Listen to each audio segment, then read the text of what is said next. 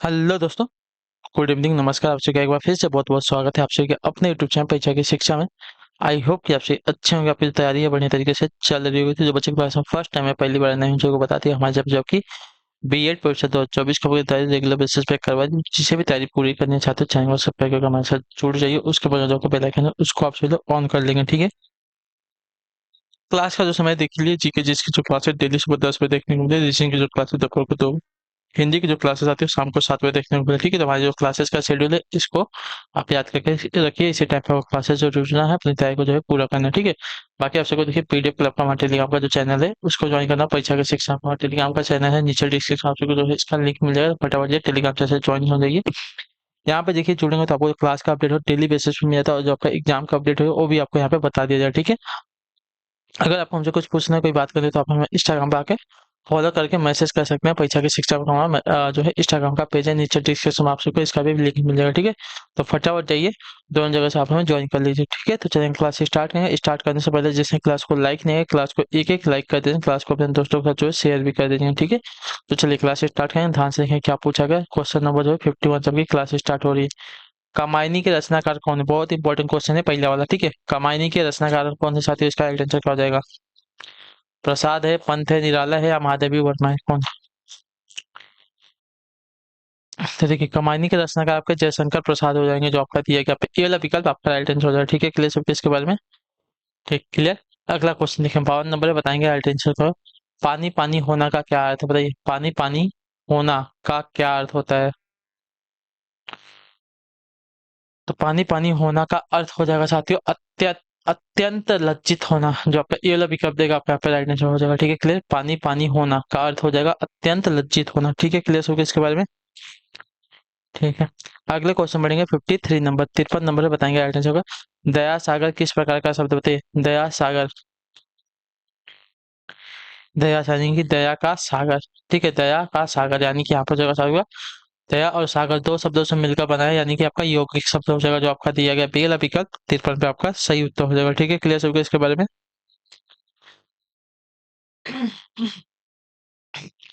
अगला question 54 number, 54 number उत्तर दीजिएगा। कल्पना से अधिक के लिए एक शब्द क्या है? कल्पना से अधिक के लिए एक शब्द क्या हो जाएगा? तो देखिए कल्पना से अधिक के लिए एक शब्द आपका हो जाएगा क्या? काल्पनिक, कल्पना अकाल्पनिक, कल्पनातीत या कल्पित। तो कल्पना से अधिक के लिए एक शब्द हो जाएगा साथियों कल्पनातीत, जो आपका सी वाला ऑप्शन देगा आपका यहाँ पे राइट आंसर होगा, ठीक है। क्लियर हो गया इसके बारे में? अगले क्वेश्चन बढ़ेंगे 54 नंबर, 55 नंबर है, 55 नंबर है। निम्नलिखित में कौन सा शब्द जो है अप उपसर्ग से निर्मित नहीं है? ठीक है। अपवाद, अधिगम, अपकृति, अपक्रम। तो यहाँ पे अधि, अधि जो है आपका अधि उपसर्ग से बना हुआ शब्द है, ठीक है।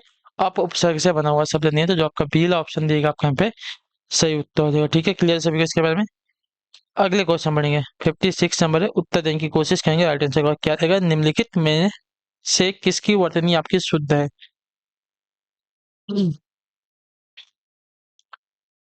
तो अनुग्रहित की जो वर्तनी यहाँ पे दी गई है आपके यहाँ पे शुद्ध है, ठीक है। पूज्य नहीं होता, पूजनीय होता है, ठीक है, याद रखिएगा। अनुग्रहित की वर्तनी आपकी यहाँ पे जो दी गई है आपकी शुद्ध हो जाएगी, ठीक। क्लियर है। अगले क्वेश्चन बढ़ेंगे 57 नंबर है, उत्तर देंगे। राइट आंसर, ब्रज भाषा जो है हिंदी की किस उपभाषा की प्रसिद्ध बोली? बताइए, पूर्वी हिंदी की, पश्चिमी हिंदी की, पहाड़ी हिंदी की या बिहारी हिंदी की?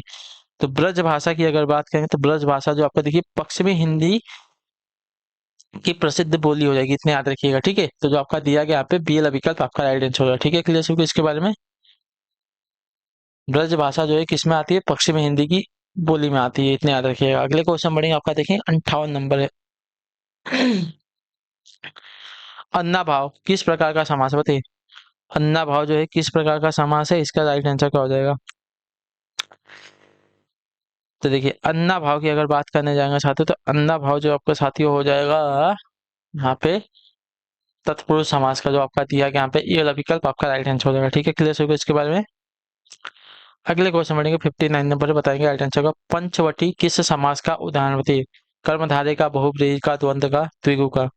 पंचवटी जो है किसका? तो देखिए पंचवटी की अगर बात करेंगे साथियों, तो पंचवटी जो आपका देखिए 5 वटों के समाहार को कहते हैं। तो पहला पद क्या आपका संख्यावाचक हो जाएगा, जिसकी वजह से यहाँ पे आपका द्विगु समास हो जाएगा। ठीक है, जहाँ कहीं भी आपका पहला पद जो आपका संख्यावाचक विशेषण होगा, यहाँ पे क्या हो जाएगा आपका द्विगु समास हो जाएगा। अगले क्वेश्चन बढ़ेंगे, आपका देखेंगे 60 नंबर। निष्फल किस प्रकार की संधि है? तो देखिए, निष्फल का संधि विच्छेद नि है धन फल होगा, तो आपका क्या हो जाएगा, विसर्ग संधि का उदाहरण हो जाएगा, जो आपका दिया गया पीला विकल्प आपका राइट आंसर। ठीक है, क्लियर सभी को इसके बारे में।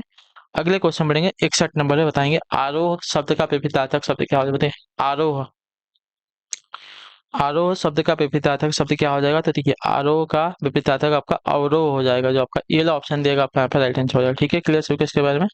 आरोह शब्द का विपरीतार्थक शब्द आपका अवरोह होता है। ठीक, अगले क्वेश्चन बढ़ेंगे, 62 नंबर में बताएंगे राइट आंसर क्या हो जाएगा। लंबोदर, लंब है उदर जिसका, यानी कि किस प्रकार से का समास होगा। लंबोदर किसको कहते हैं? आपका गणेश भगवान को कहते हैं। लंब है उदर, लंबोदर, तो यहाँ पे आपका कैसा शब्द है?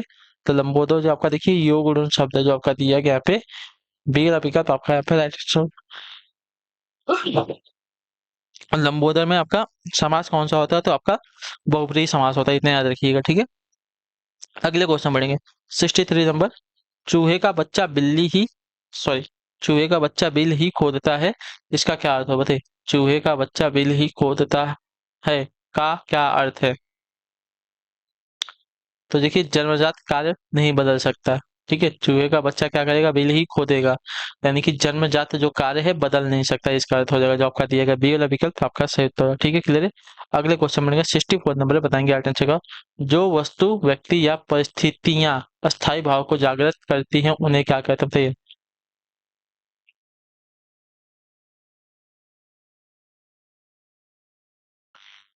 जो वस्तु व्यक्ति या परिस्थितियां अस्थायी भाव जागृत करती हैं, उन्हें क्या कहते हैं?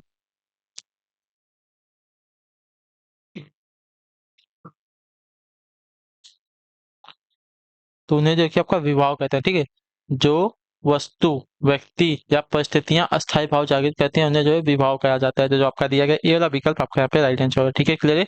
अगले क्वेश्चन बनेगा 65 नंबर, बताएंगे राइट आंसर का। धर्माधर्म में समास बताइए। ठीक है, धर्माधर्म में समास क्या हो जाएगा? द्वंद्व हो जाएगा। तो देखिए, धर्माधर्म में आपका द्वंद्व समास ही होगा, द्विगु समास नहीं होगा। तो जो आपका दिया गया यहाँ पे ये वाला विकल्प आपका यहाँ पे राइट आंसर होगा। ठीक है, अगले क्वेश्चन बढ़ेंगे 66 नंबर, 66 पे बताएंगे सही उत्तर का। निम्न में से टीका का प्रवचि क्या है? बताइए। टीका, टीका का प्रवचि शब्द क्या हो जाएगा? तो देखिए, क्या देगा? भाषांतर देगा, भाष्य देगा, विवृत दिया गया, या ये सभी हो जाएंगे। तो ठीक है, टीका का प्रवचि यहाँ पे आपका ये सभी के सभी हो जाएंगे, जो आपका टेल ऑप्शन देगा 66 पे आपका राइट आंसर हो जाएगा। ठीक है, क्लियर सभी को इसके बारे में। अगले क्वेश्चन बनेगा 67 नंबर पे, बताएंगे राइट आंसर। उल्लू का तत्सम शब्द क्या है? बताइए, उल्लू का तत्सम शब्द क्या है? तो देखिए, उल्लू का तत्सम शब्द आपका उलुक होगा, उलुक, उलुक, जो आपका दिया गया सी वाला विकल्प आपका राइट आंसर। ठीक है, तत्सम शब्द क्या होता है? तो आपका संस्कृत शब्द होता है, इतने याद रखिएगा। ठीक है, क्लियर होगा इसके बारे में। अगले क्वेश्चन बढ़ेंगे, देखेंगे आपका 68 नंबर है। उत्तर देने की कोशिश करेंगे साथियों से।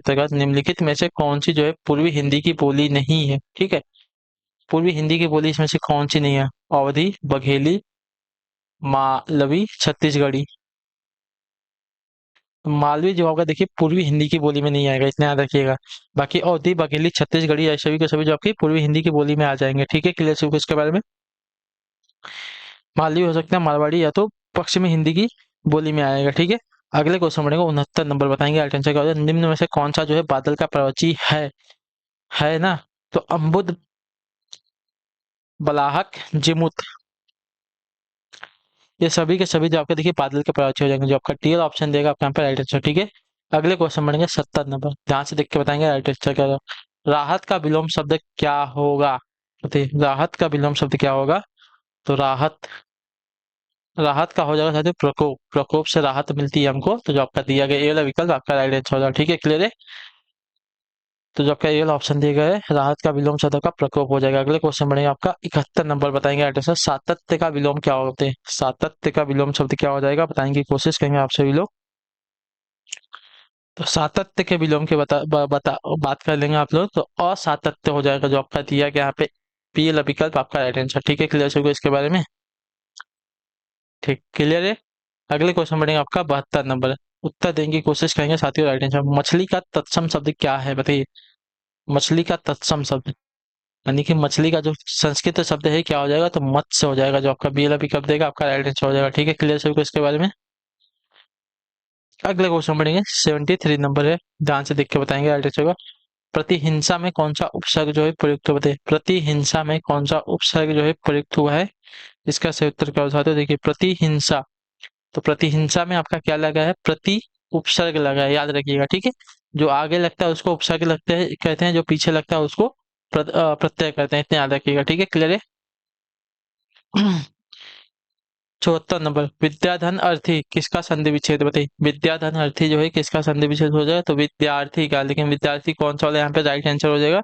तो इसका सही उत्तर हो जाएगा साथियों आपका यहाँ पे बी वाला, विद्यार्थी का संधि विच्छेद आपका यहाँ पे दिया गया है, ठीक है। क्लियर सभी सभी को इसके बारे में। इसमें आपकी दीर्घ स्वर संधि होती है, इतने याद रखिएगा, ठीक है। 75 नंबर है, सन्मार्ग में का समास विग्रह बताइए, सन्मार्ग का समास विग्रह क्या हो जाएगा? तो देखिए सन्मार्ग का समास विग्रह अगर देखने जाएंगे तो सत्य है जो मार्ग, ठीक है, सत्य है जो मार्ग उसको सन्मार्ग कहते हैं, तो जो आपका दिया गया बी वाला विकल्प 75 पे आपका राइट आंसर, ठीक है, क्लियर है। तो इसी के साथ जो आपकी क्लास है आज की यहीं पे कंप्लीट होती है। आई होप कि आपको जो क्लास है अच्छी लगी, अच्छी क्लास को लाइक कर दें, चाहे पहले चैनल को सब्सक्राइब करें, और जो क्लास है आपको सभी को कैसी लगी हमें कमेंट करके बताएंगे, ठीक है। तो हम आपसे मिलते हैं आपके अगली क्लास में, तब तक टाटा बाय बाय, जय हिंद। ये बात आपसे क्लास से जुड़ने के लिए बहुत बहुत ही शुक्रिया साथियों, धन्यवाद।